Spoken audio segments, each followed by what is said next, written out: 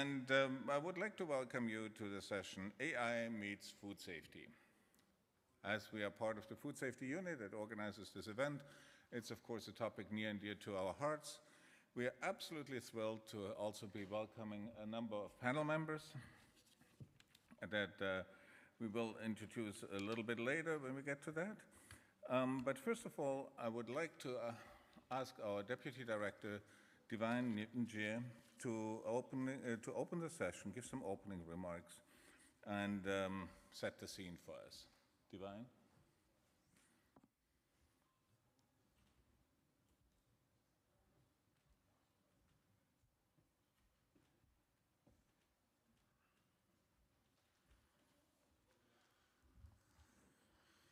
Thank you very much, Marcus. Good morning and good day to those online.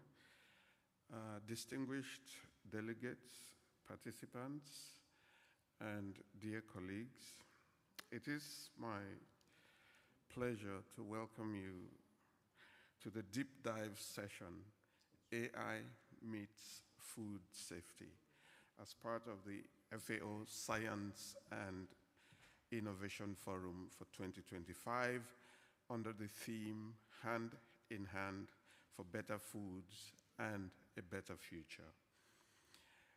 Artificial intelligence, AI, is transforming many sectors, and food safety is no exception. Around the world, AI is strengthening surveillance, detecting emerging risks, and making complex data more actionable for decision makers. It brings both opportunities and challenges for regulators, researchers, industry, and consumers. Digital innovation, and AI in particular, can strengthen food safety management, from real-time surveillance to early detection of risks to foresight that helps us anticipate rather than just reacting.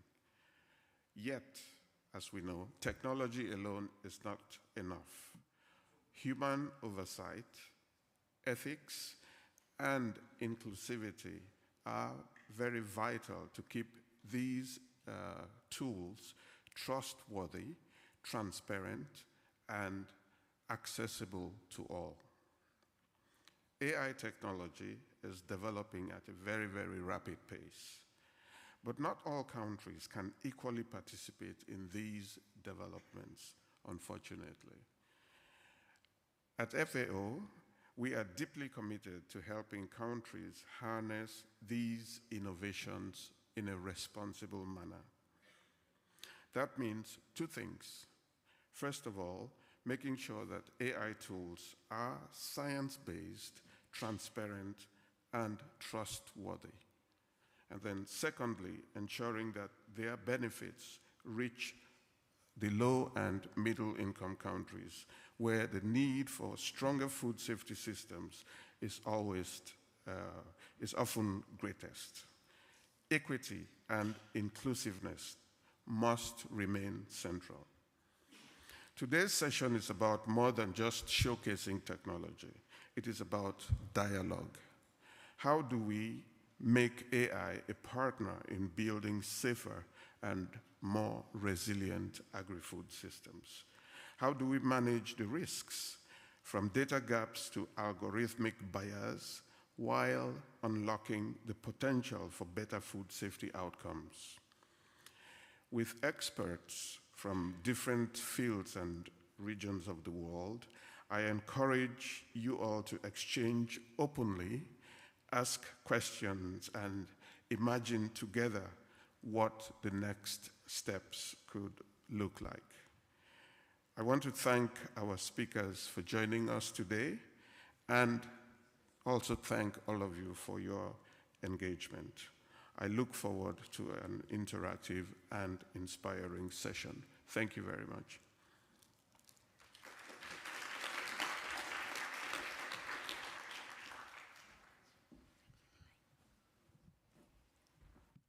Thank you, Divine, for the very nice opening speech. And I just want to inform the floor and then all the audience that we have two online speakers today, in addition to the physical the presence of the speakers. And then if the online speakers can be shown on the screen, that would be great. We have the Dr. Nicola King from New Zealand. I know that, right now that the time in New Zealand is a very difficult time, but then thank you so much for joining us, Nicola. And then also we have Dr. Angela Perry Hanson Kunadu connecting from Ghana. So welcome to of you. And before taking the more time on the introduction, that I just want to go ahead and then start with the first overview session. So overview session, we have invited this in-house AI expert, Eric, from the FAO Office of Innovation, and then also Dr. Flora Vermeer, that she is the lead author of the upcoming FAO publication on AI for food safety. The two speakers will be giving us a very big picture of the overview of AI for food safety and food safety management. So first speaker is Eric. The floor is yours.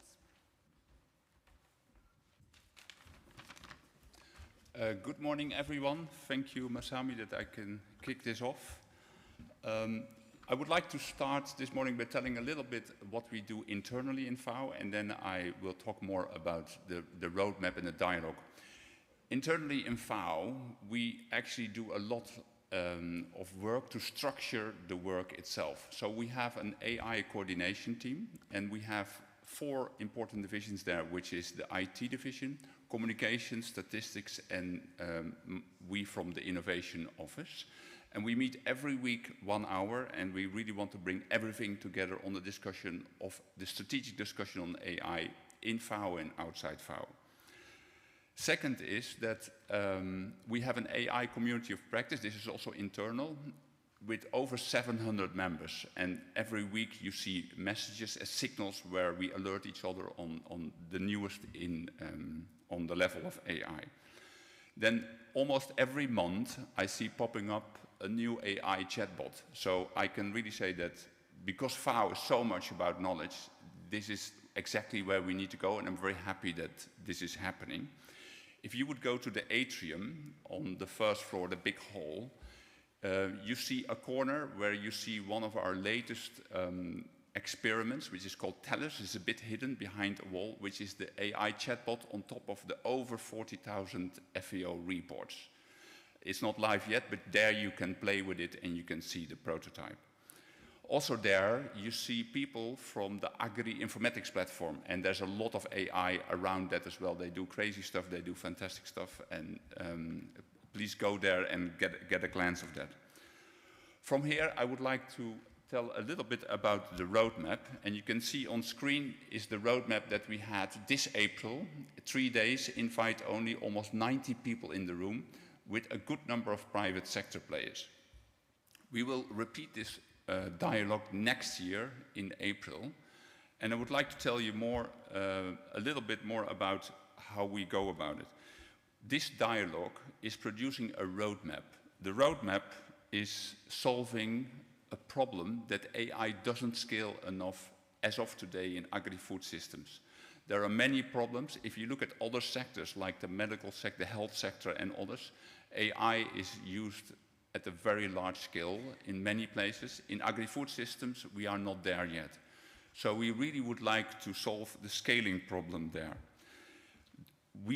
One of the principles we use, we always go local. And of course, we have a focus on lower middle income countries. We want to have a federative architecture to really have people working together, including the private sector. Next slide, please. Thank you. On this slide, you can see that we are calling up on almost everyone. And one of the my favorite one is the private sector there. And we would like to put out FAO as a convening platform within the dialogue, producing a roadmap to work with the private sector to scale AI for agri-food systems. So this is a skill to action. If you would like to talk with us, be part of this, please reach out to us, because I hope that some of you, that you find yourself in this picture. And we will publish the roadmap, the first roadmap, within a couple of weeks, so please wait for that. And I think I am here at the end of my intervention. Thank you, Masami, and Marcus, to organizing this, and glad to hear more of you. Thank you. Thank you very much, Eric. So next speaker is Dr. Floor Amir, and then she is from the Wageningen University and Research, and she will give us some overview of the exciting work that she's doing. Floor.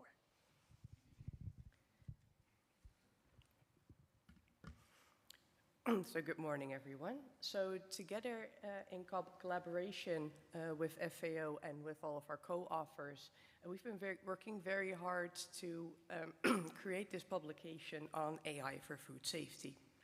And here I would like to highlight a couple of the sections of this report. See if this works. So the first part of the report is a systematic literature review about all scientific publications we could find that use AI for food safety. Just seeing how this... there we go. And next up, we also describe a few case studies where we can showcase how food safety authorities in different countries are already using AI for food safety in practice. And this includes case studies that were from the UK, the US, United States of America, Ireland, Italy, and Singapore.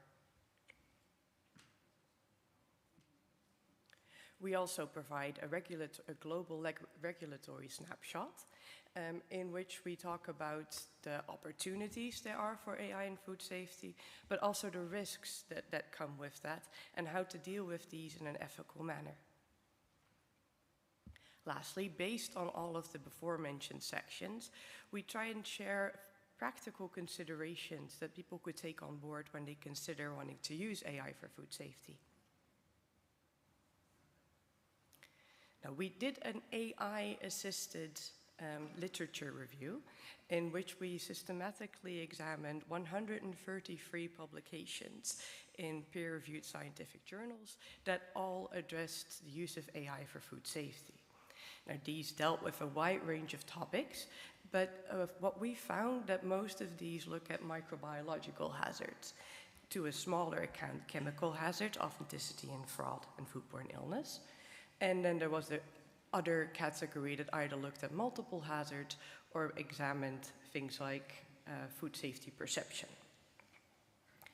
The document also includes a description of all of the machine learning techniques that we found in these papers and a description of what they entail. In the considerations part of our publication, we try to also give a very practical flowchart for people who are considering wanting to use AI.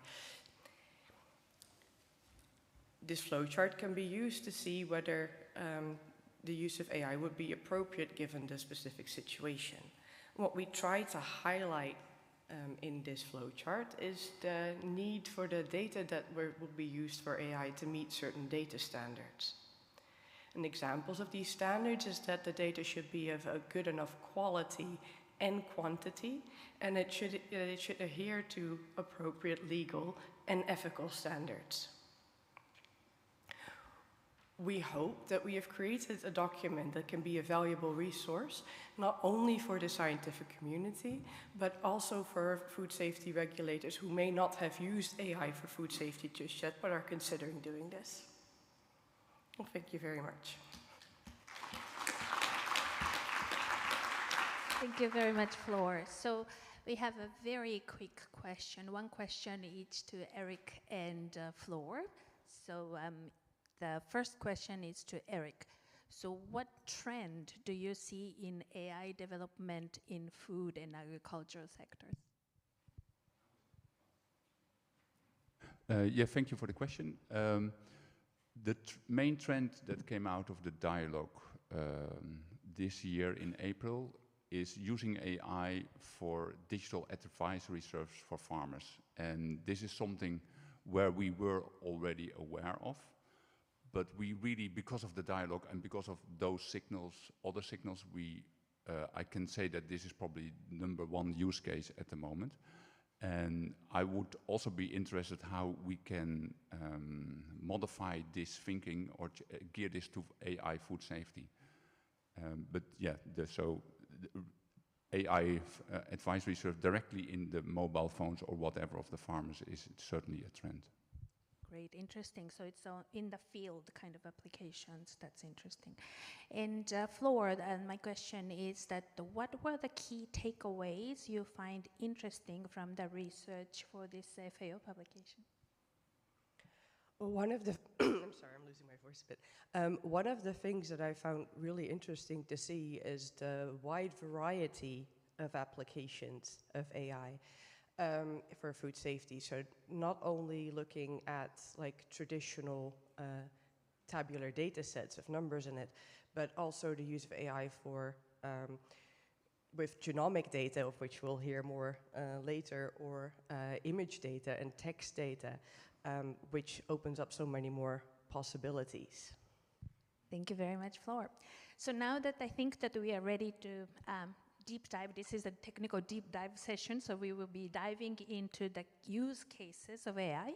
So now that I would like to invite the online speaker and Nicola and Angela, and then also Didier from EFSA, that those three people have agreed to give us some the use case AI case studies on food safety foresight. So first speaker is Nicola.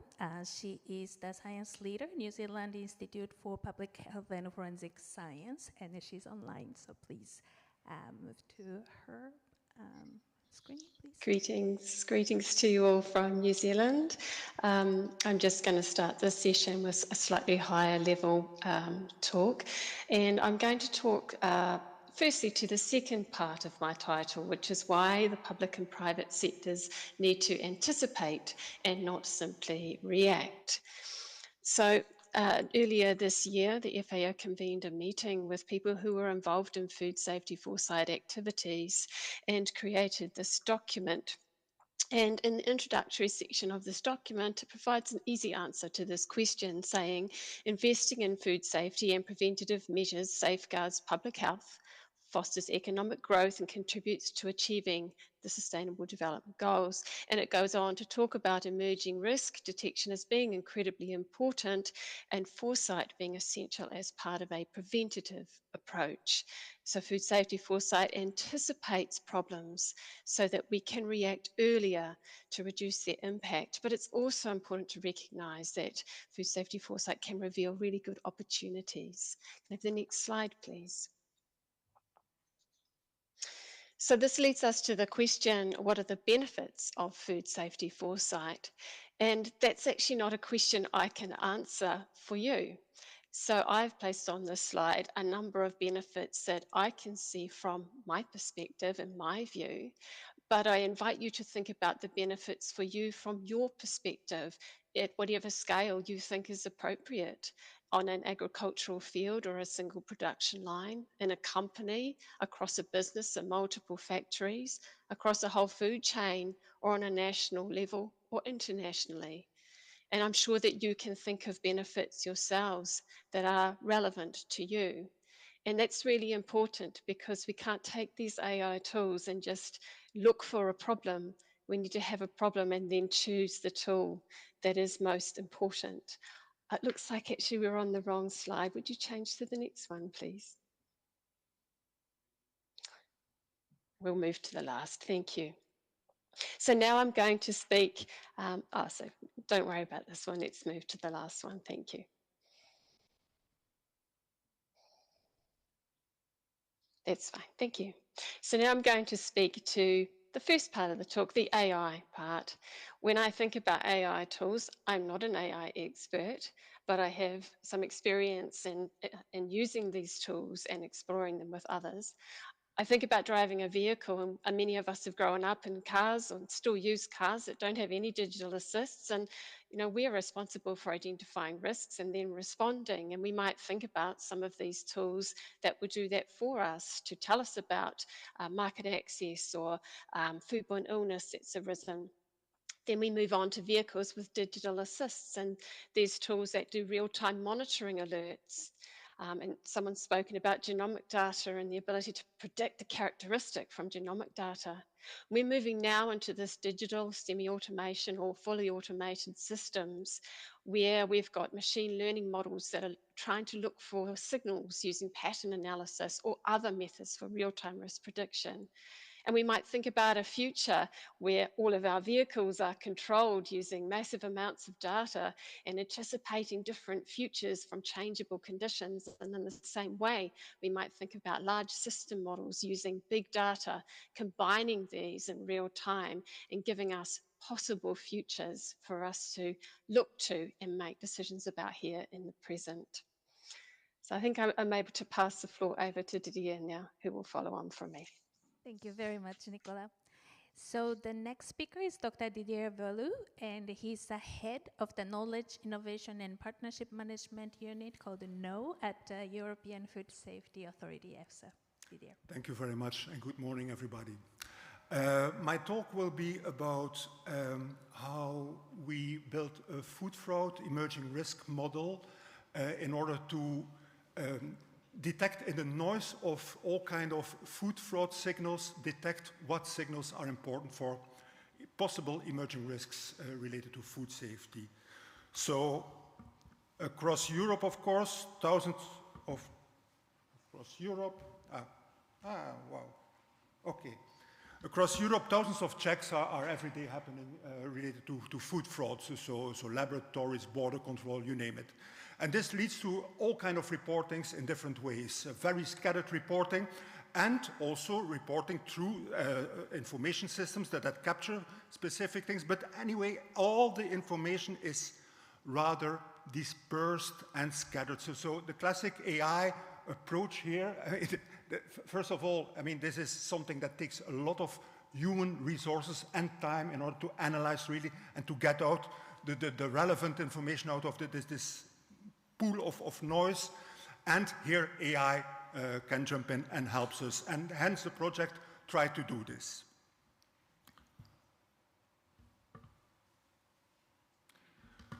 So what did the project address? So first of all, I mean, we went in steps. So first of all, we tried to see what kind of data sources were relevant for the project. And we did it in a structured way. We identified different data sources based on a literature review also, but then we did a multi-criteria decision analysis with agreed criteria along food safety experts on which were the important databases in order to feed into the model to train the model.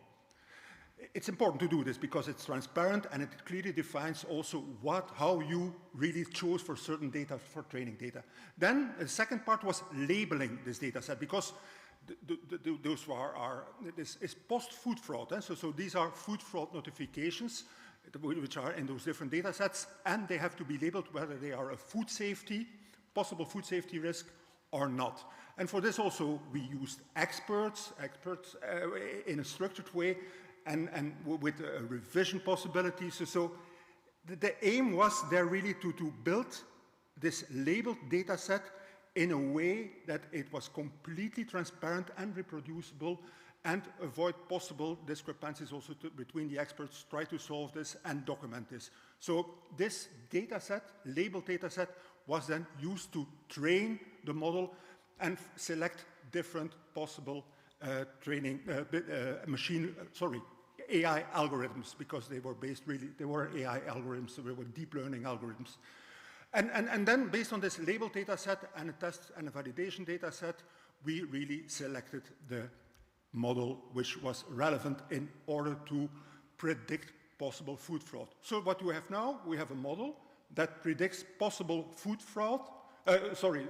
We have a model that predicts possible food safety risks, food safety incidents based on food fraud reportings.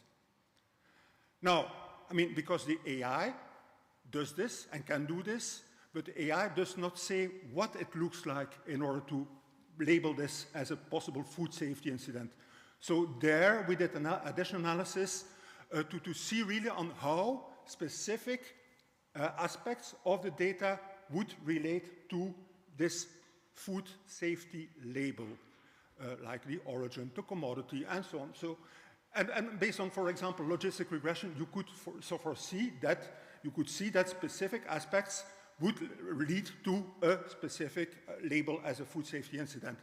And in that sense, the model is then able to look at seasonal fluctuations, if you take into account the seasonality, and you can correct for this also, and look, for example, if this commodity, or for example, goes up, and the importance of this commodity goes up in predicting a food safety, possible food safety incident, then this is something to monitor in order to really proactively, in a foresight way, predict food safety incidents from food fraud data. So what are the next steps in this project? Is that we are testing it further. And we want to integrate it, of course, because it works fast, it's live data, so it needs live data. So to integrate it really with the different data sources is our next aim, and to bring this really into production and also share in one or other way with the member states, whether now this would be centralized in EFSA or whether we would put the model in the different member states or think about approaches like federated learning. This are really the next steps. So we are really now going from this proof of concept prototype into production and using this. Thank you. Thank you very much. This is exciting work that you have lots of platforms and then lots of member states. So it will be interesting data to be dealing with. So our next speaker is Dr. Angela Kunadu. She's connecting online, and she's Associate Professor of Food Microbiology and Food Safety and of University of Ghana. Angela, welcome, and the floor is yours. Thank you. AI is often described as a game changer for food safety foresight. But when we look at developing countries like Ghana, the story is a bit more complex. Ghana has made some progress in digital agriculture, health, finance, and tech, but AI adoption overall remains highly limited. When we look at the AI Preparedness Index that was published by IMF last year, it shows Ghana in a mid-range, which reflects both potential but significant gaps. By the way, if you look at the map, Ghana is that tiny box in West Africa, the tiny blue box in West Africa. AI perception or public perception of AI is evolving in Ghana. And while there are some food safety innovations in the pipeline, these are not yet mainstream. The use of foresight tools is, however, very limited and not yet integrated into our regulatory structures. Next slide, please.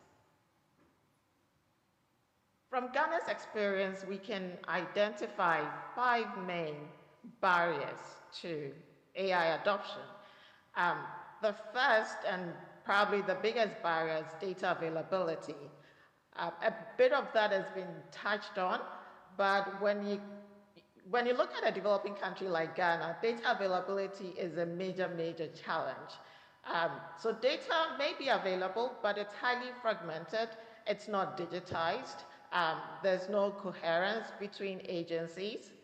And if we take industry, that may have some really good data. Data sharing becomes a big problem because of security issues. And a lot of the food system in Ghana is in the informal sector, so much of that is undocumented. Then we have infrastructural limitations, so high-speed internet connectivity gaps. You'd find good internet in the urban centers, but in the rural areas where a lot of the farms are located, do not have internet at all. So having systems that may be offline is something that would work for a country like Ghana.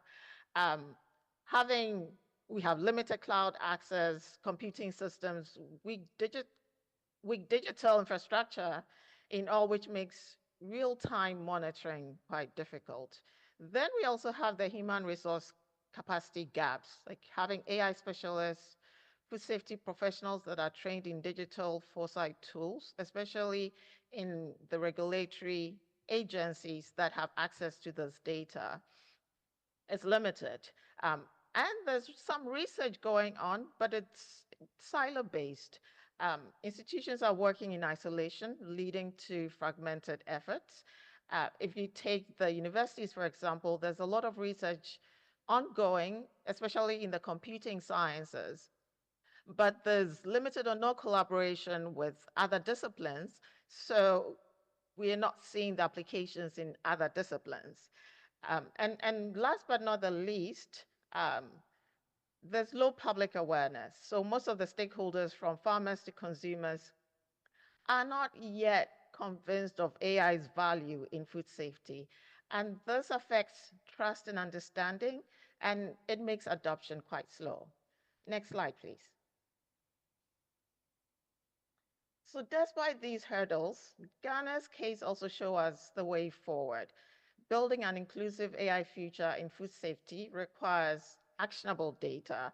So data that is of good quality, is comprehensive, it's harmonized, digitized across agencies, so that it is available to use AI models. If the private sector want to use this data, it should be available to them to use it to train the AI models. We also need to improve our resources and systems into, or investments into digital infrastructure, cloud platforms, especially Internet of Things tools for real-time monitoring. And there are some training going on, but we need a lot more trained regulators, scientists, and industry actors in AI and data analytics. Interdisciplinary collaboration is really key. Breaking down the silos by bringing together government, academia, industry, and civil society, not just locally, but internationally, to harmonize data and standardize protocols for surveillance and monitoring data. This would be a great place to start for such collaborations. And lastly, and perhaps most importantly, shifting our mindset from reactive to anticipatory. The future's thinking allows us to use AI not only to detect problems that arise, but to imagine and prepare for multiple possible futures for our food systems. And this is where I think foresight becomes transformative, helping countries like Ghana move from crisis response to proactive prevention. Thank you.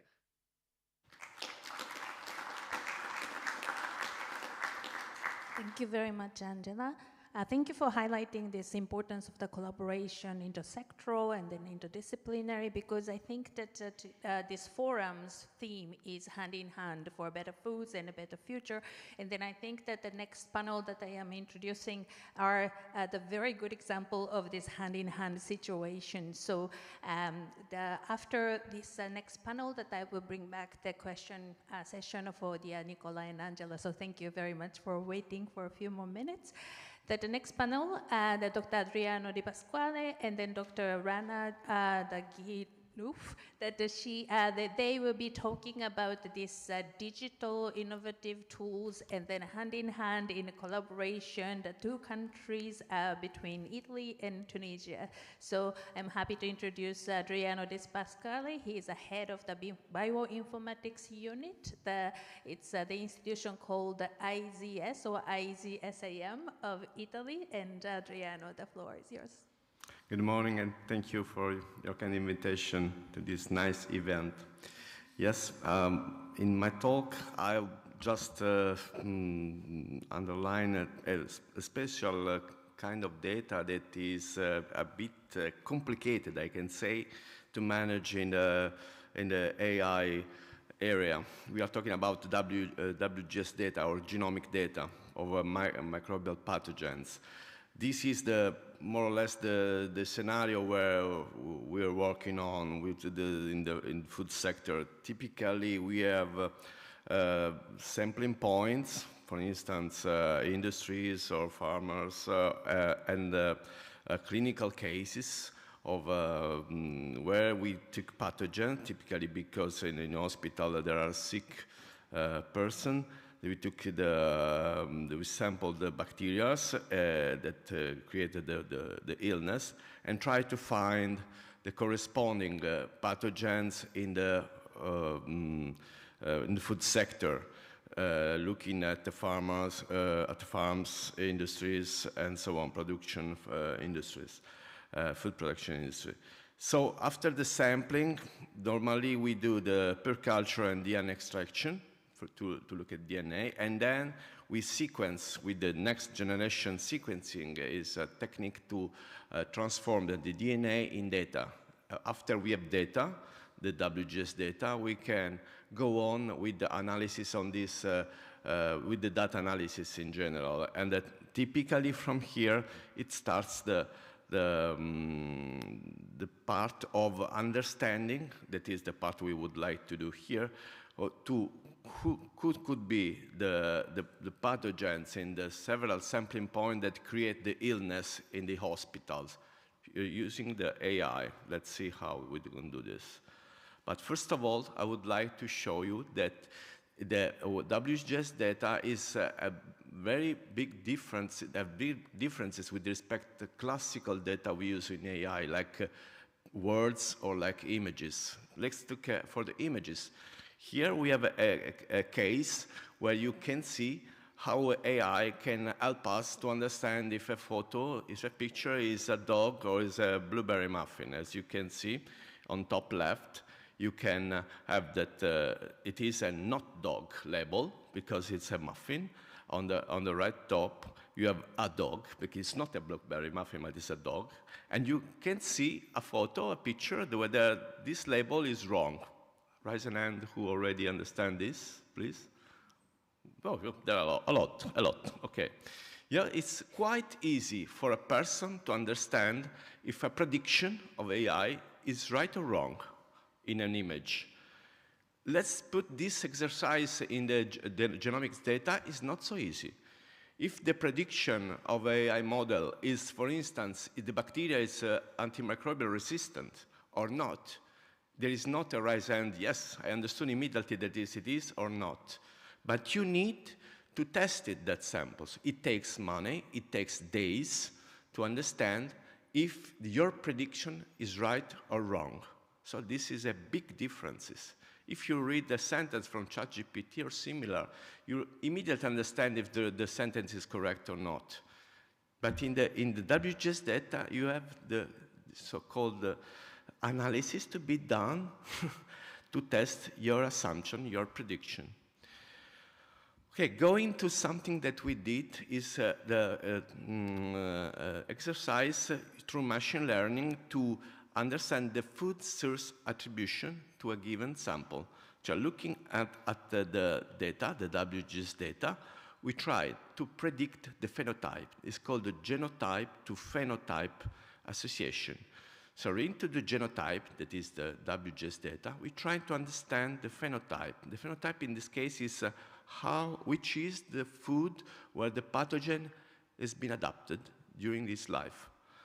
So why we would like to use this? We would like to study this because we train this and got machine learning models. And then we would like to use in a clinical case where we sample a bacteria from an ill patient and try to understand which is the food from where that pathogen is coming from, just to give a direction to the outbreak investigation. So you can see we just sequence of data, do the prediction using the machine learning models we created in the training with the training data set. And then we have a score of probability where this pathogen is coming from. So from meat, so we go in a meat production farm. If you use milk, okay, we go in the milk production farm, and so on. So we realized that this tool, it is of course not optimal. It is still a prototype. It is not open to public, but just used from Italian National Reference Laboratory for listeria. And we put it in our genomics platform called GenPath. It's important also for the next speakers to say that this is the platform we extended in Tunisia and in a project that is called the MedNet for One Health, the whole genomics platform. And of course, this AI module will be part of this platform. Thanks a lot. Thank you very much, Adriano. So speaking of the applicability, it's my pleasure to introduce Dr. Rana Chilov, and she's a specialist in food quality and safety, head of the Department of the Institute of Nutrition and Food Technology in Tunisian government. Rana. Thank you. So good morning, ladies and gentlemen. It's a great honor to speak with you today about public health perspective from North Africa, and especially from Tunisia. So let's begin about our technical capabilities. So after the COVID-19 pandemic, it becomes crucial to increase the resilience of the national health system in Tunisia. So in 2022, a collaboration between public health institutions in Tunisia, such as Charnickel Hospital, Pasteur Institute, and others laboratory from University Hospital. And IZS of Teramo, acting as a technical partner founded by WHO, enabled significant progress.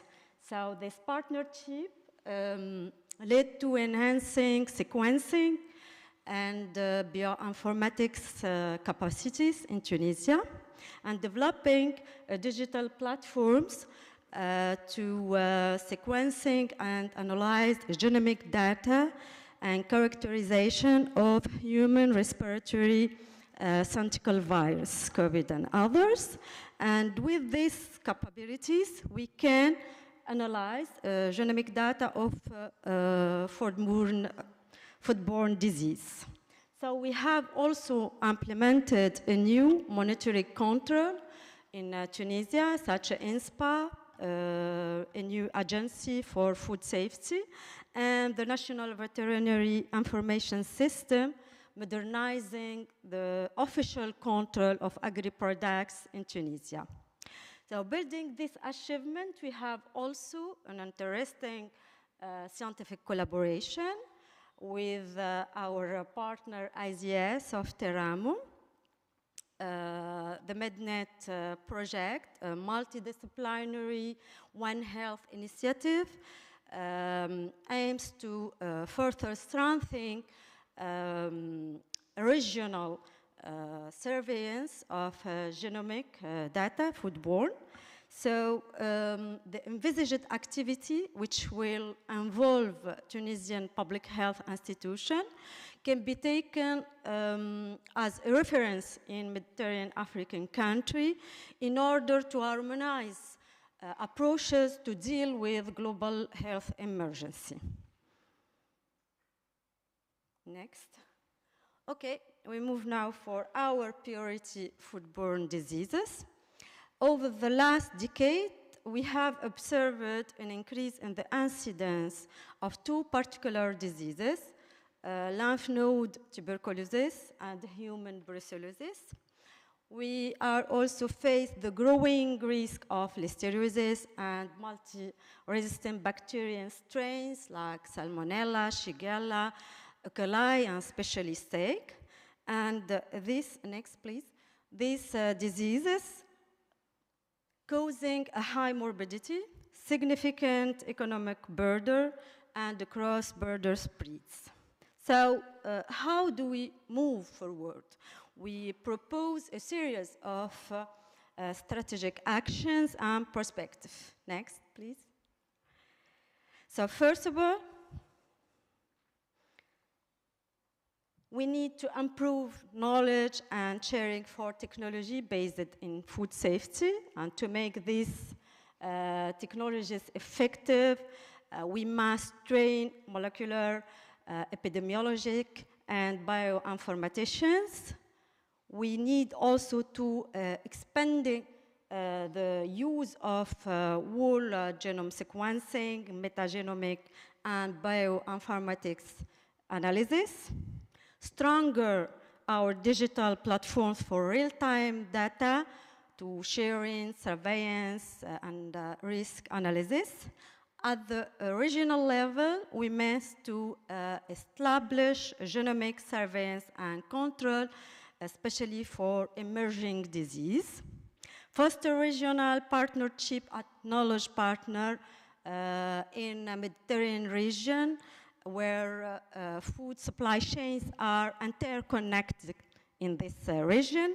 And finally, promote the One Health approaches, recognizing the close connection between animal, human, and environmental health. And thank you for your attention. Thank you very much, Rana, for the introducing the Tunisian context. So now that we have quite a few interesting things that I would like to ask all the panels.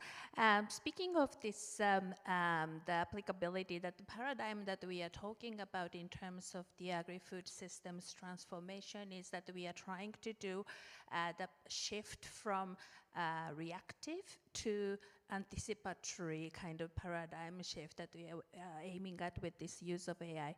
So the first question is for the online Nicola, and then as well as Didier, that considering the use of AI for food safety prediction activities, how do you balance the need for explainability with the performance? Is there ever a trade-off? So I will go with Nicola first, then Didier second. Nicola? Sure. From my perspective, I don't think these two things are traded off. I think they are equally important. And what's really fundamental is that any AI prediction engenders trust. People need to trust what is happening inside the black box, and hence why we need that explainability. People need to know what the data is being used, and the biases and the advantages and disadvantages, and how that applies to their situation. They may not need to understand all the limitations of the different models or the really technical side, but it is really important to understand those biases. So that explainability part is important for trust. The other part was performance. You know, a machine learning model or an AI model, end users need to be able to use the outputs of that model for the purposes that they're using it for. Those outputs need to be integrated into their decision making. So that's where the performance becomes important. It might not necessarily be about percentages. It might be actually, is this information trustworthy, and can I use it to make the decisions I need to make? Thank you, Nicola. And Didier? Thank you very much for the question. In my view, this is my view and not the EFSA view, the challenge is in what we mean with explainability, because for everybody, it depends something different, depending on your background. For example, a data scientist can be very happy with the explainability if he or she sees how the data set, the training data set is generated, what the validity of this data set is. Also the person has a basic understanding on how the model works, but also realizes that, okay, but it's a deep learning, so I understand the concept, but I cannot write out the formula how it thinks. Now, for example, if you would talk to a toxicologist who works then with an AI model, he or she then would like to understand what really the mechanical thinking behind the model would be, because the model predicts some kind of a toxicity. And I mean, how does it think? Well, why does it say this? I mean, does it really think in the way that I like to think? And there's the big challenge, really. And are we ready as a science community, somehow to accept the fact that there is always a black box. And we won't be able to explain it, or you have to go through thousands of pages maybe, but no, we cannot grasp it, and that's why we use AI. That's the only reason why we use it, because we are not able. So there, I think, there is a challenge, and that's how we need to push it forward and to make the people really accept this. Thank you. Thank you very much. Okay, the next question that is speaking of the, I think that Angela spoke about this need of training and then, those barriers, series of barriers. So I would like to ask more about it to Angela and Rana. My question is, what can be some challenges in adapting AI models that was developed in high-income countries to your national and country context? So Angela, please, then after that, Rana. Thank you for that question.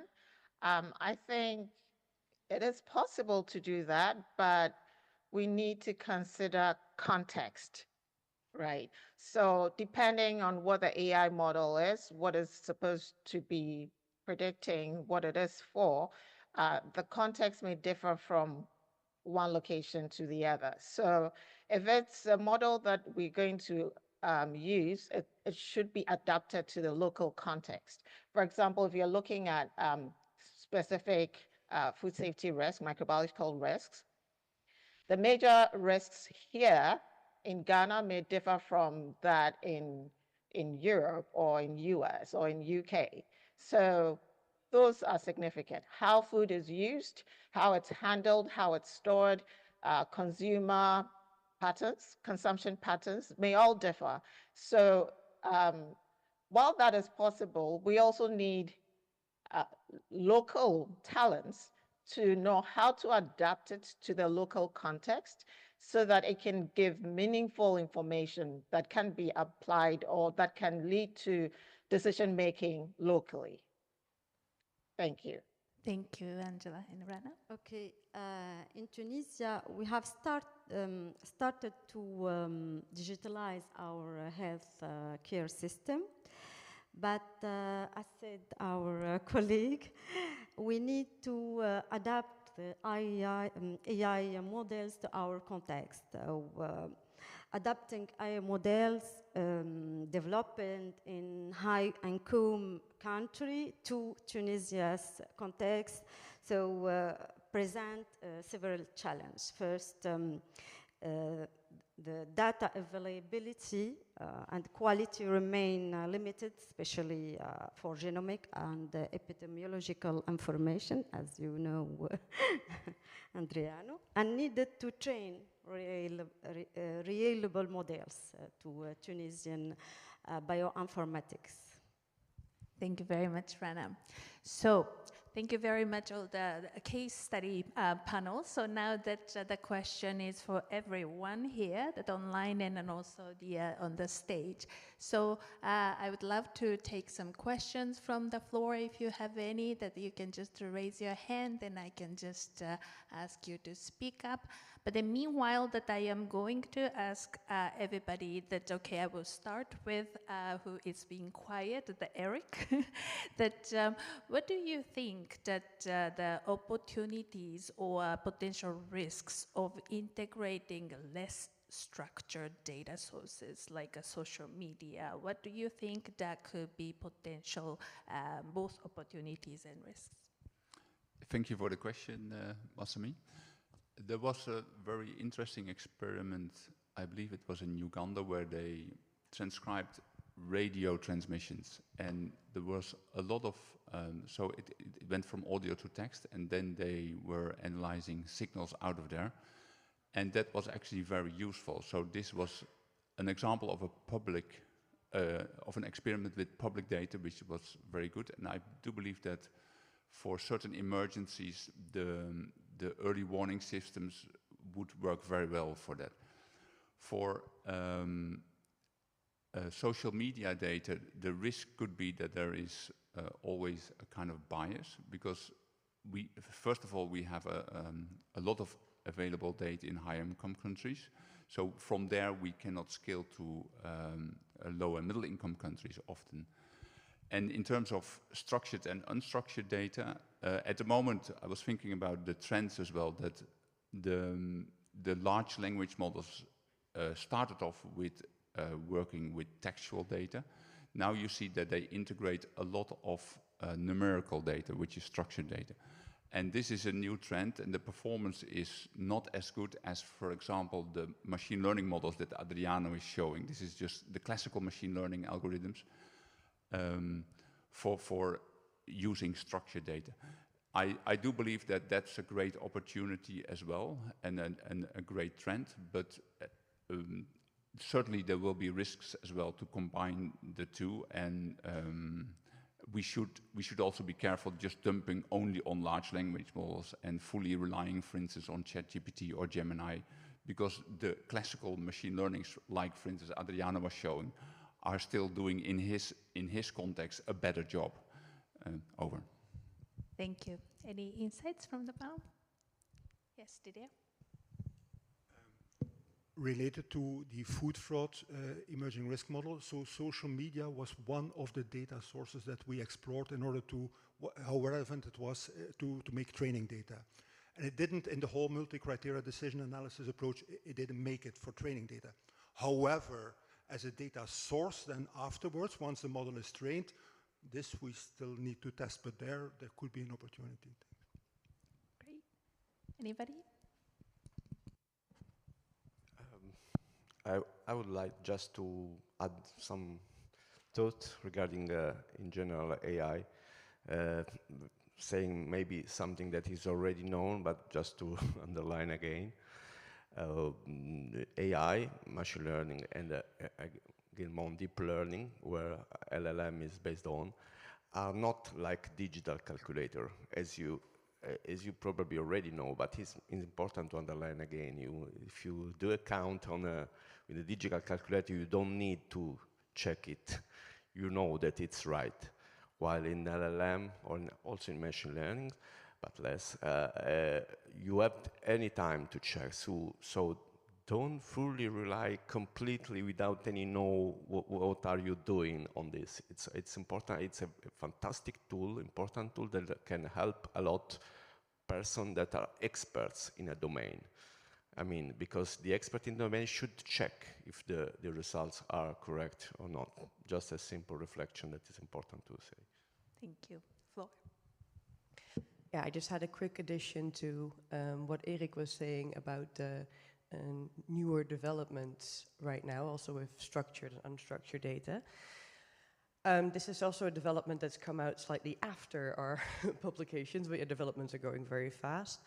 But I think in the case of limited data availability, the emergence of foundation models is very interesting, because the idea of foundation models is that they are pre-trained on a similar task and then can actually do really well on a different task. Again, it's always good, of course, to really be critical and check your results.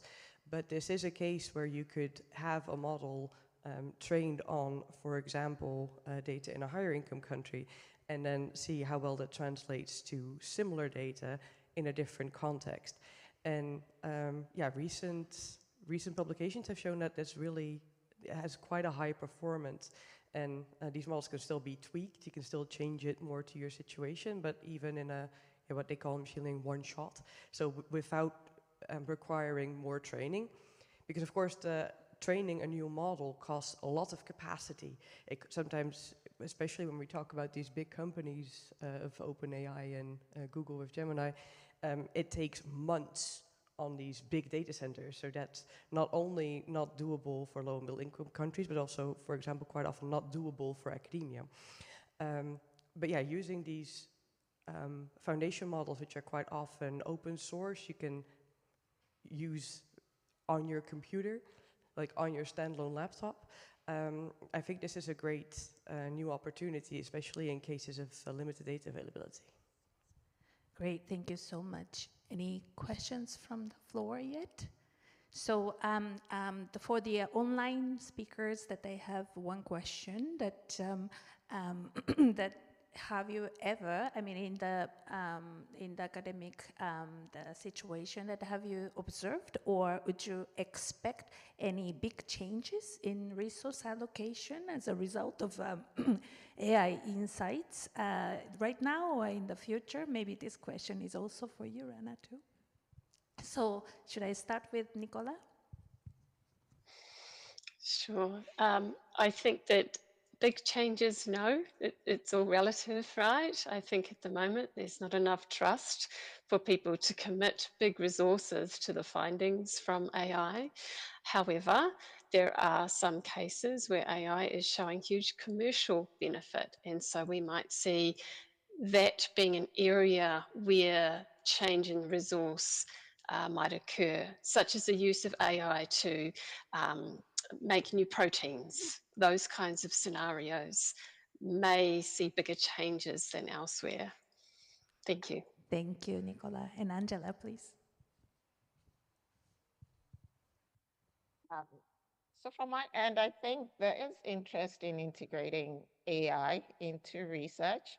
And I think a lot of the funding that we get are looking at some innovations. It doesn't have to be huge innovations, but looking at how AI could be integrated even into the smallest things. And that could be a starting point for commercial use or for bigger companies to then adopt the AI. So I think that it's an evolving space. It could change.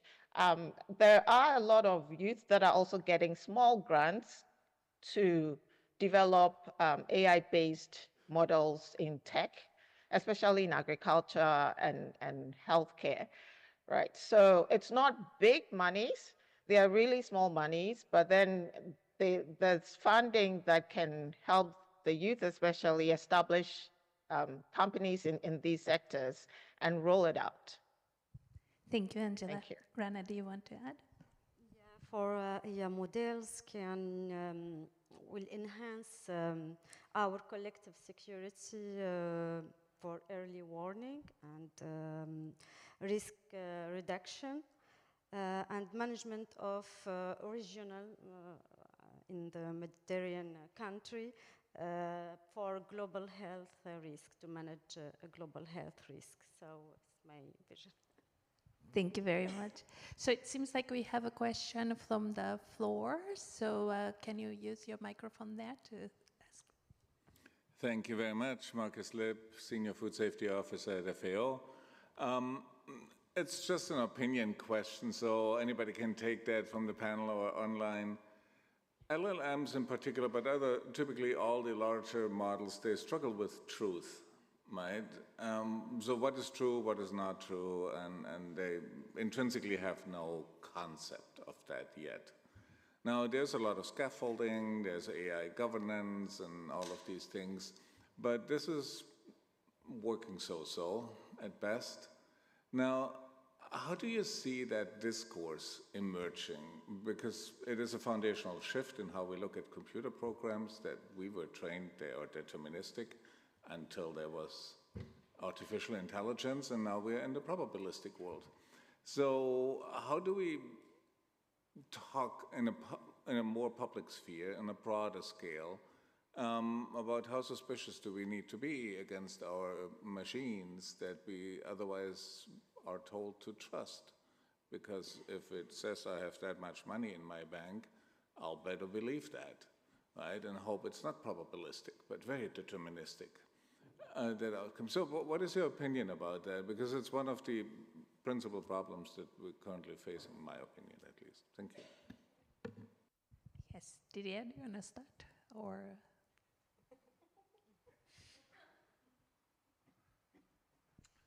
Okay. Thanks for the question. It is indeed a different way of thinking and accepting things. Although there is a room for every approach. I mean, we should not say that everything will become probabilistic because AI is more and more implemented. So there is quite some straightforward decision-making programming, or if that, then that, and so on, which will be always there, which will be even on top of AI models, and which is already on top of AI models, in order to check certain things, in order to make sure that hallucinations are kept also within limits.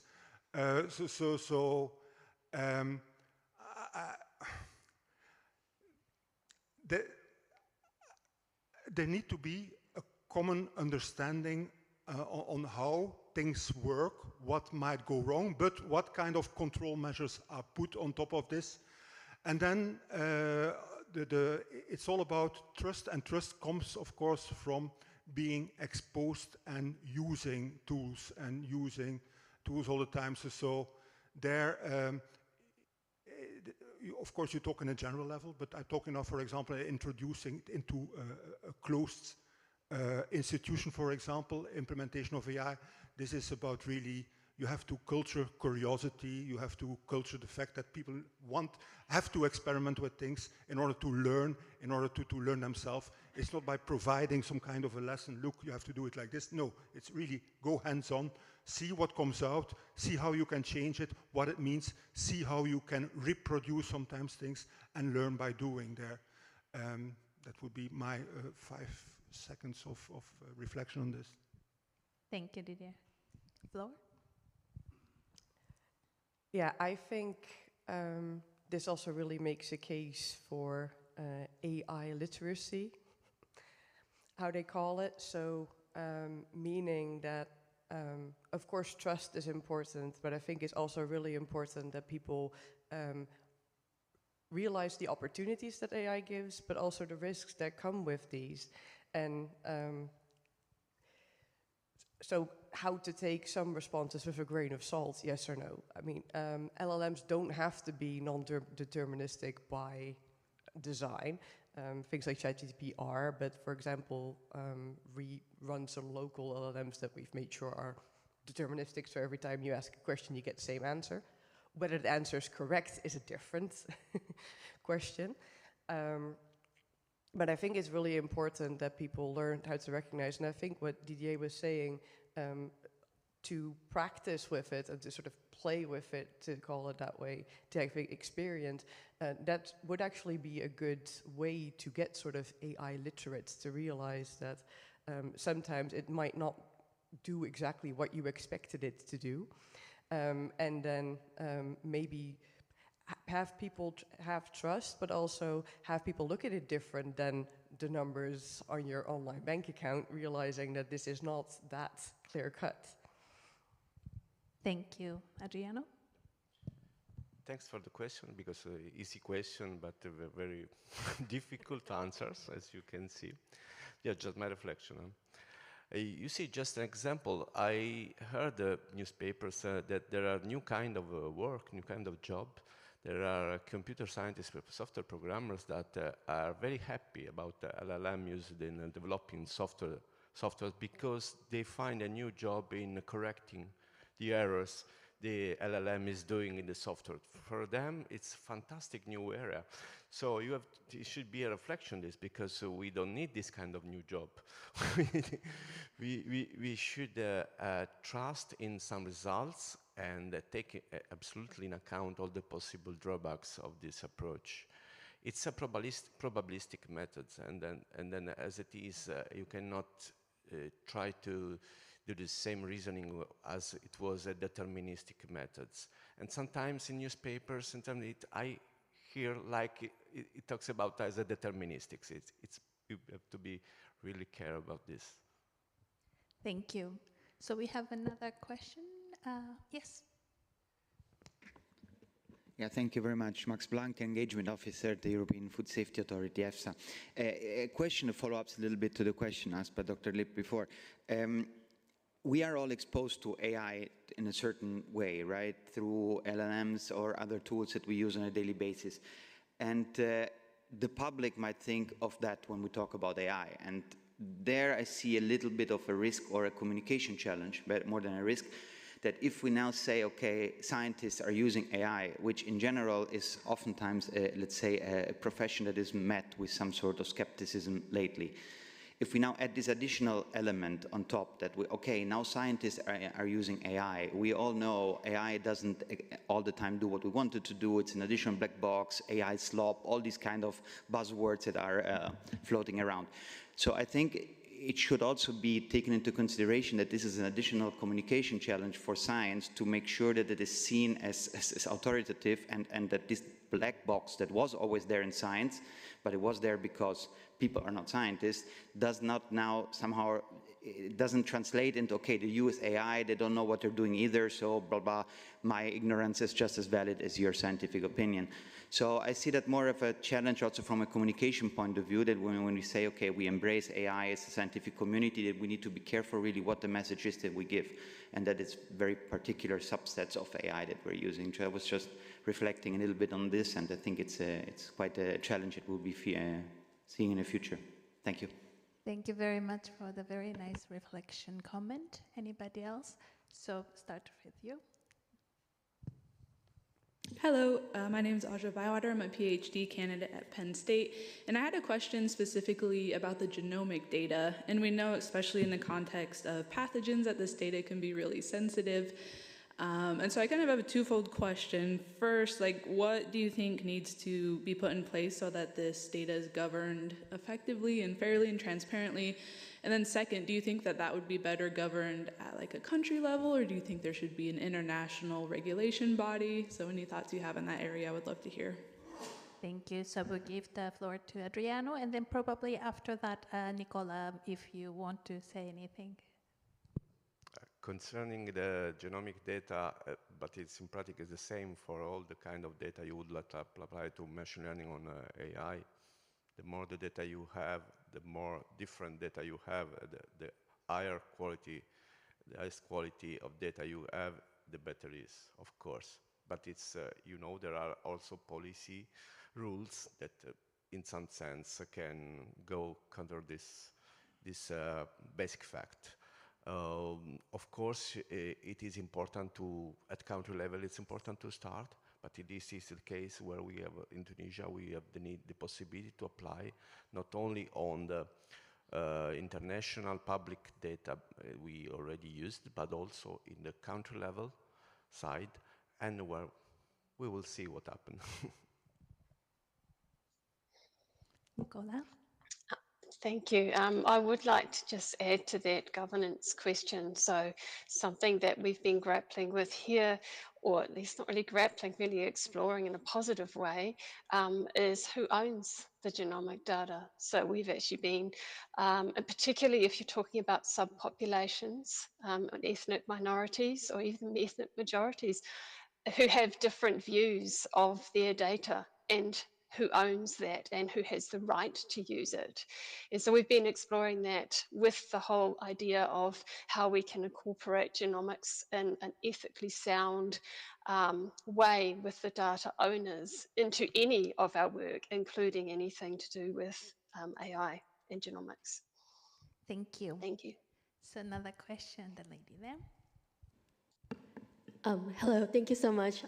My name is Mina. I work as an AI specialist in the Office of Climate Change and Biodiversity here at FAO.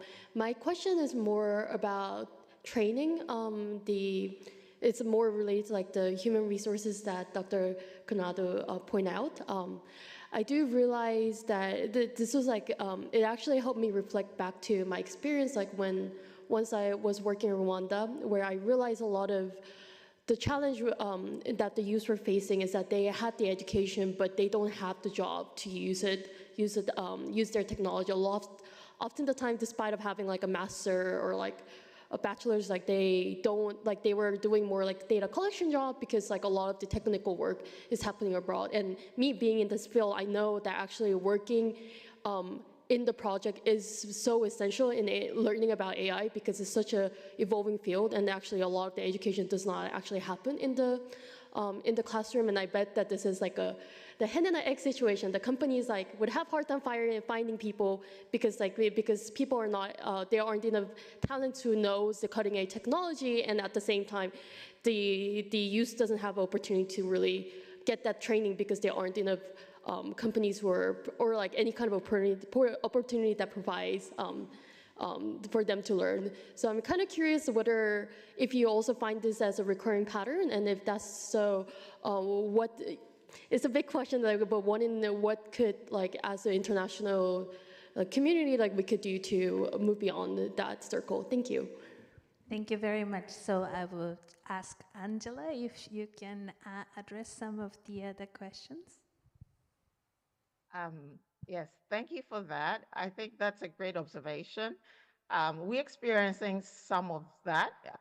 So the human resource is limited, but where they exist, finding the right fit can be a challenge. And I think it starts with agencies being open to adopting AI. For example, with the training I suggested, it would be good if the agencies themselves train their own.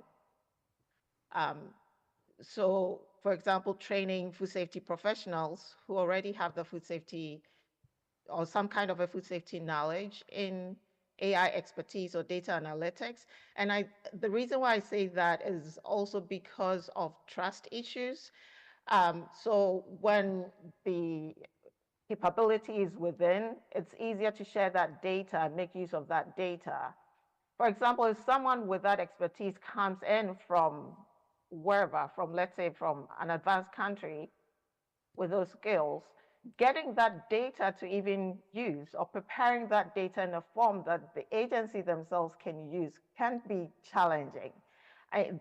The work needs to be done, but issues concerning trust, data in a form that we cannot share becomes an issue, and there could be frustrations that work may not be done.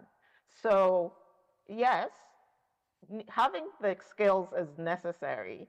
Having the agencies aligned with the use of AI is even more necessary, so they can hire the human resource that already have those skills. But if there's opportunity to training human resource who are already within those agencies would also be key. Thank you. Thank you very much. The discussion becomes very interesting, but then I think that this is a time to wrap up. I'm so sorry. So I have very easy question, but difficult to answer for everybody, which is what would be your one sentence take-home message on AI for food safety today? So I know that it is tough, but then I will start from our online speakers. First, Nicola, and then Angela. Nicola, please.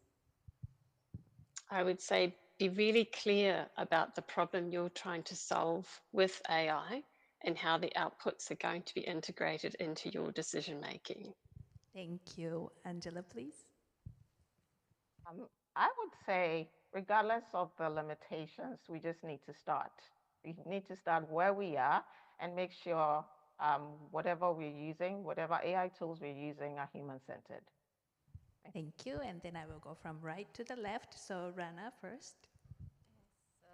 For AI models, it's interesting to adopt this for Tunisia's context. Especially for risk assessment, because we are focused in management, risk reduced, genomic of human syncytial virus, genomic of foodborne, but for the risk assessment, I think it's important to interest to AI models. Thank you. I have two words, data quality and signals. Data quality is absolutely important, otherwise no machine learning AI models can provide you some interesting outputs, absolutely. So data quality is really, really important. And signals, because in my opinion, you should use the system as a signal of something that happens, not as a unique point of truth. just could provide you signals to drive your investigation. Thank you. Floor? I believe that AI literacy is very important, both to recognize opportunities for AI in food safety and to really be able to assess what risks there might be. And I think that collaboration between academia and food safety authorities and between different countries could be a really good way to develop this AI literacy. Thank you. Eric? Thank you. Today we spoke not using exactly these words, what I would call AI governance for food safety, and I do believe that this is something really also as FAO to pick up on, and we hope we can make this a very attractive topic for everyone to work to get AI governance tangible and right for food safety. Over. Thank you. Didier? Thank you. I would say accountability, which has to do with human in the loop. Be responsible. You are responsible. If I publish a text written with ChatGPT, which is full with errors and the weirdest things, it still is my text, and I will not blame ChatGPT. And this is things that we need to work on all. Great. Thank you so much for the answering this difficult question. And okay, then may I please invite Dr. Marcus Lipp once again on the stage, and he will provide us with closing remarks. Thank you, Masami. Thank you, Masami. First of all, thanks to all of you for staying here, and even more thanks to our panel for traveling, to being with us on stage, and particularly to Nicola for having a really extremely inconvenient schedule to accommodate our timing here. So thank you, Nicola. Very much appreciated. I think I'm not going to explain into more detail or try to summarize. I would like to add a few things that highlight, hopefully, for all of you, the need that we would need to work together more tightly than we do, quicker than we do, better than we do. OpenAI has just announced they will invest $1 trillion in infrastructure data centers. They measure their purchases in chips in gigawatts, not in millions of chips. They measure in gigawatts, which is the equivalent of an atomic reactor as a power plant. So this is a scale that becomes almost unimaginable for us, but it will be a scale that we will witness, right? And OpenAI is just one of the 5 or 7 companies. Allegedly, the whole US GDP is currently propped up by these 7 companies. So it's huge. It's huge beyond any belief. And it happens in high-income countries. Going back to the very beginning that Divine said, so how do we establish connections between high-income countries and low- and middle-income countries? And how do we ensure that there's not a connection lost or people are just left in the dirt? That will become a challenge, right? Our understanding of how to interact with these systems is currently stretched to a level where we also don't understand how to exactly do. LLMs are fantastic. They're fun. We probably all tried them or work with them even. They can do a lot of things, can be really helpful, save a lot of time to do boring stuff. Absolutely brilliant. So let's use them, right? But if you played around with an LLM, you will notice they are intent-based, right? They try to figure out what you want, what you really want. And so they come back then very sycophantic. Oh, that's a brilliant idea. Oh my God, such a great analysis that you offer here. And this is really breakthrough and blah, blah, blah. You can ask them also if you chat with them for a while, so go back and say, hey, can you analyze, please, my thinking? And they come equally bluntly back and say, hey, I think you're a little arrogant. I think you have a couple of logical fallacies there. So you will get served what you want, at least currently. The system will try to figure out desperately what you want, will serve you that. Keep that in mind when you work with them. So they're here to stay, it will be big. There are new technologies, not transformer bias, diffuse language model, 10 times faster, 100 times faster. It will be fantastic, it will be glorious, or not, but we will all be there to witness it. How can we work together? governance is an important topic, helping people understand how to use them to benefit, making sure that we can leverage these models and not get washed away by them, and making sure that we still have something to say, that our food safety is based on truth, that other things we are doing are based on truth, on a shared reality, on common knowledge. I'll leave you with that, but if you're interested to work with us, of course, reach out to anybody here. Thank you so much. Thank you very much, Marcus. And then thank you once again to all the speakers. Thank you, Nicola. Thank you, Angela, online. And then thank you, everybody, for being here and then for the insightful discussion. Thank you very much. Thank you, everybody in the audience, too. Thank you.